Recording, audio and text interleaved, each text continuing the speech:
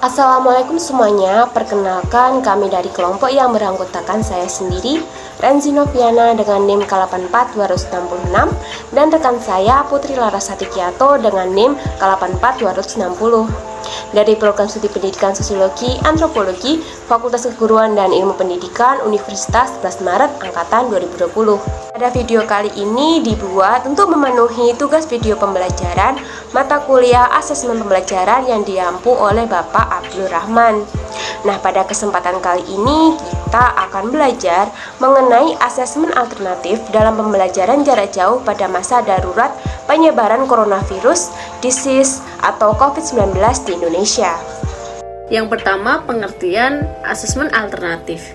Nah, asesmen alternatif merupakan penilaian yang tidak hanya mengandalkan penilaian konvensional atau tradisional seperti tes tertulis, tetapi dengan adanya asesmen ini memunculkan bentuk penilaian lain karena ketidakmungkinan diadakannya penilaian konvensional.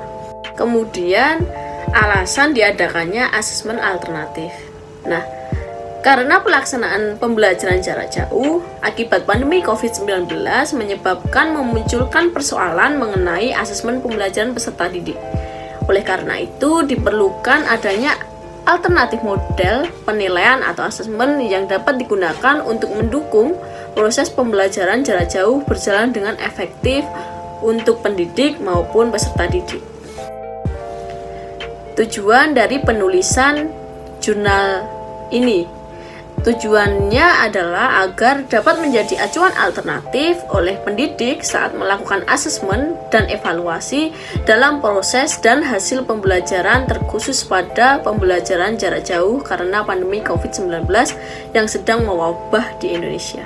Bahasan selanjutnya yaitu manfaat dari asesmen alternatif ini, yaitu memberikan dasar teori dari berbagai alternatif bentuk asesmen dan evaluasi yang dapat dijadikan rujukan untuk para pendidik dalam melakukan asesmen dan evaluasi hasil belajar, seperti guru dapat memanfaatkan media aplikasi pembelajaran dengan penggunaan jaringan internet untuk melakukan asesmen dan evaluasi hasil belajar secara daring atau online.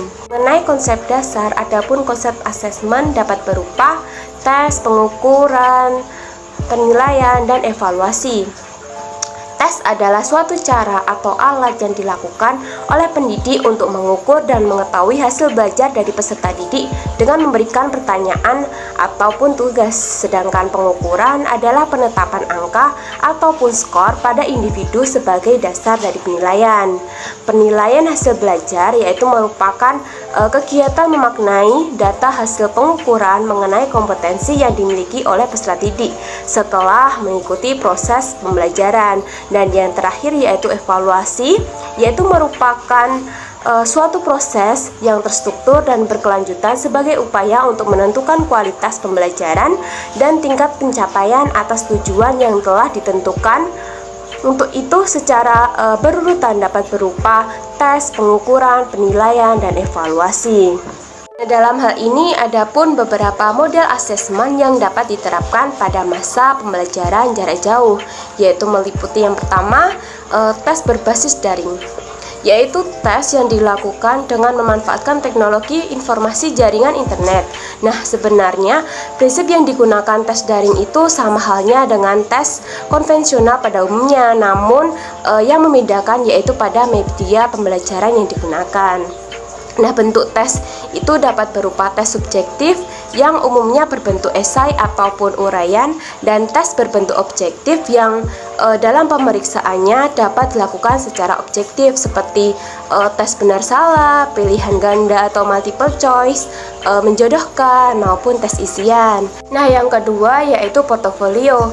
Portofolio itu merupakan sekumpulan karya ataupun produk dari peserta didik yang disusun secara sistematis dan terorganisasi sebagai hasil dari proses pembelajaran yang dilakukan.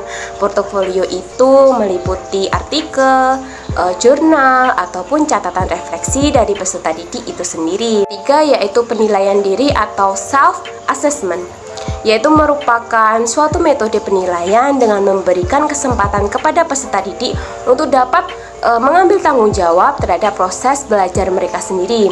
Salah satu fungsi penilaian yaitu untuk menilai kompetensi sikap dari peserta didik. Adapun pengguna penilaian dalam konteks pembelajaran dapat berkaitan dengan individu peserta didik di dalam kelas, sedangkan pengguna untuk cakupan evaluasi adalah keseluruhan komponen dalam program pembelajaran, yaitu meliputi input, proses, dan output.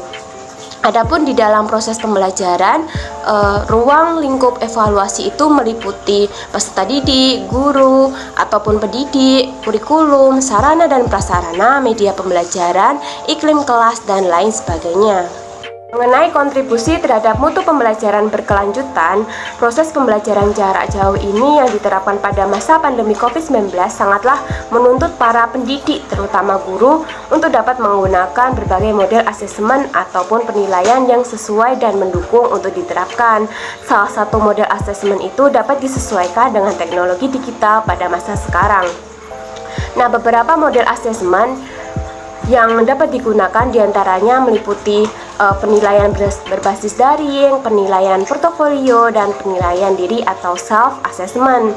Nah, untuk itu, sehubungan dengan mutu pembelajaran berkelanjutan, para pendidik dapat lebih menerapkan dan menguasai teknologi digital, namun tetap harus menyesuaikan keadaan pada saat proses pembelajaran berlangsung.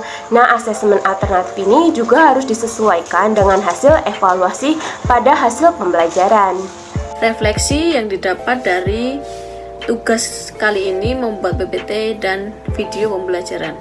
Yang pertama yang didapat yaitu kita memahami mengenai pengertian, alasan, tujuan, manfaat, konsep dasar, model asesmen pengguna, dan kontribusi terhadap mutu pembelajaran dari asesmen alternatif.